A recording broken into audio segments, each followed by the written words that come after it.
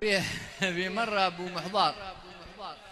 محضار الله يرحمه راح إلى بريطانيا وهناك حصل بالمحفوظ وشلوه إلى ويل وقالوا له بننزل المرقص. قال لهم ما بنزل، أنا رجال شيبة والعاب بنزل المرقص. كلفوا عليه قال لهم بس خلاص أنا بغيت لي ميز وحدي. جلست في ميز وحدة وجات له واحدة من قدمت له بقت السيارة، قالت له تفضل مز، قال لها ما مز، راحت. رجع الثاني مرة قالت له أجيب لك بطاطس، أجيب لك شيبس، قال لها لا معكم شي رز.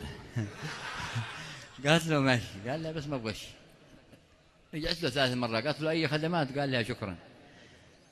قالت له ليش غمستنا؟ ليه أشرت لي؟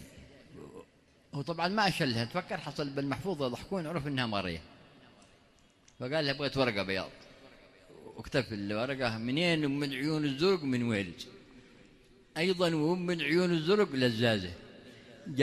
جاءت إلي وقالت لي تفضل مز، وقلت لا أنا ولا أخوتي مزازة، أنت تحب البطاطس ما تحب الرز، ونحن يا بنت ويلز قوم رزازة. قالت أشوفك بعيانك علي تغمز، وقلت مغمست دل أنت غمازة، أما تريني إلى عندك أتيت تعكز، ماذا تريدين من شايب بعكازة ما لي غرض فيش إلا فيش بفرقز، وانت أعطينا إذا فرقزت فرقازة.